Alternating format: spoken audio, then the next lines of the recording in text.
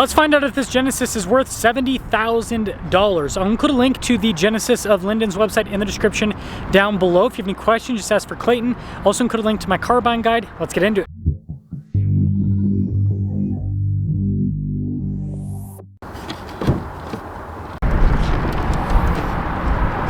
Under the hood, we have a twin-turbo 3.5-liter V6 that goes through an 8-speed. Fuel economy is 18 around town, 25 on the highway, with power outputs being 375 horsepower and then 391 pound-feet of torque.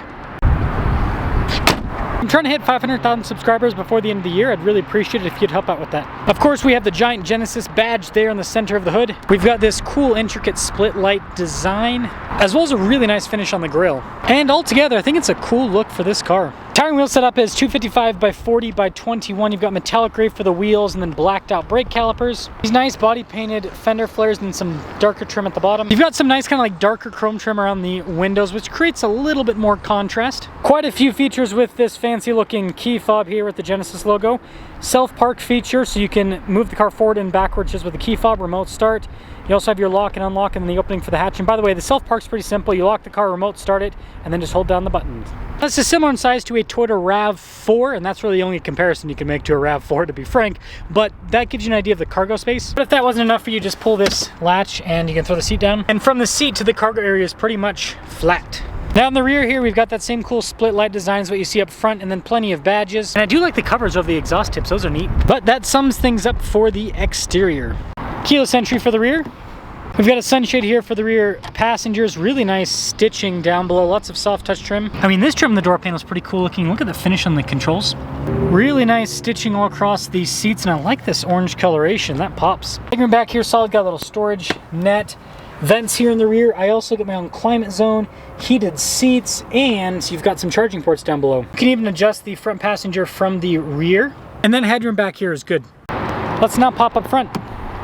Now the front door panel has that same cool design with all of the orange stitching. Blind spot monitoring with the mirrors. We also have our memory seat functionality. The mirrors power fold in, and they got more of that cool trim down below. Look at the seats. They got more fancy orange stitching and piping. They're quilted. They've got power adjustments, massage seat function, lumbar. Really nice finish on the pedals too. And then on the side here, you've got stuff to open up the hatch, hill descent control, and the steering wheel itself is power adjustable. Let's start her up.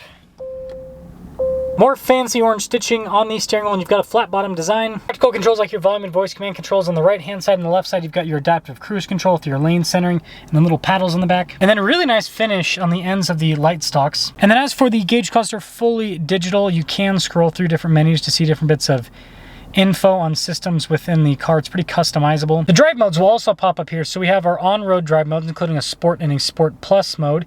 And if I push in, I can go through the terrain modes, which is snow, mud, and sand. 360 camera system with this cool exterior shot, so it's going to make parking this a lot easier. As for the infotainment system, it's a touchscreen. It's quick to respond. You've got that shortcut tab there at the top as well. More nice trim all across the dash. You can see the fancy stitching.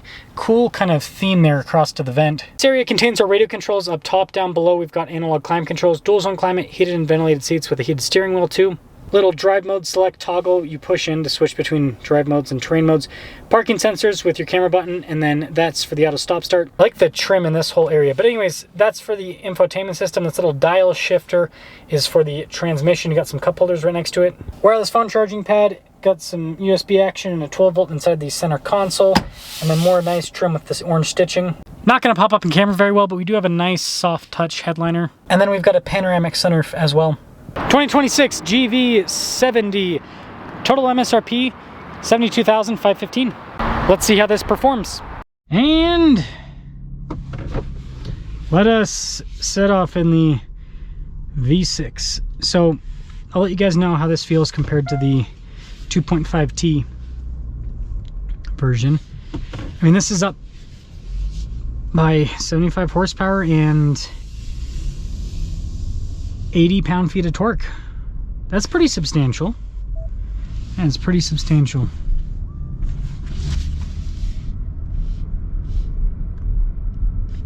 Very smooth. I think this might be, this has the fancy suspension system, so like when you change the drive modes, it'll adjust the suspension. I think it does, like right off the bat, feel different. This feels kind of tighter compared to the car without that suspension. Adaptive suspension is the word I'm looking for. You guys don't pay me to be smart. You pay me to sit in cars and tell you if they're cool or not. Right. Oh yeah, that suspension's way nicer. I like that. Feels like it kind of like articulates better, as weird as that sounds. This isn't an off-road vehicle, but just how it went through the dip. Keeps the body more level. It's a good way to put it. This is nice. This is very nice.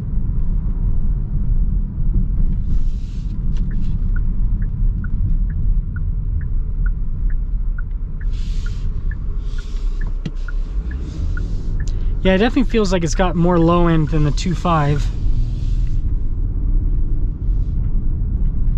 As you dive into the throttle a little bit, it's quite a bit stronger. Definitely impressive.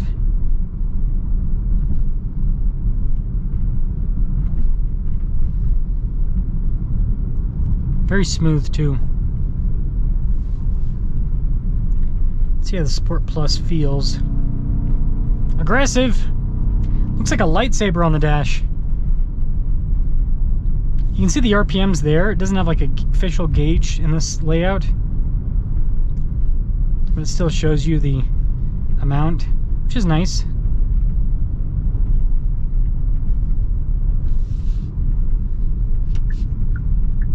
It's definitely firmer with the ride in the Sport Plus. You can feel quite a bit of a difference. Ooh, that is responsive. Yeah, the thing that I like about this is it feels like it still has something left in it, whereas the 2.5 kind of has a tapered off feel pretty quickly on. It's not bad, it's just very noticeable.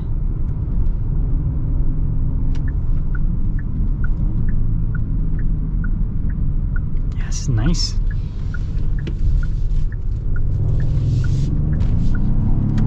Oh yeah, this has got some power.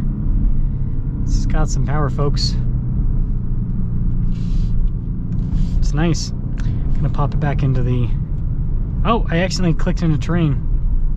That's one downside about the toggle. I accidentally clicked down a little bit. This drives really well. It's comfortable.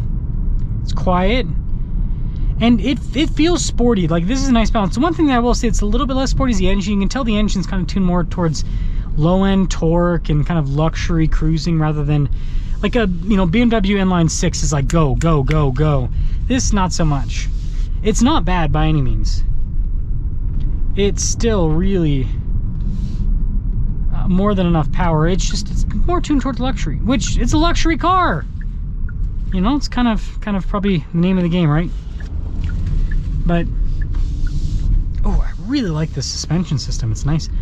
Let me know what you guys think about the GV70 with the 3.5, but I think if you've got the extra money, the 3.5 is worth upgrading to because of the power.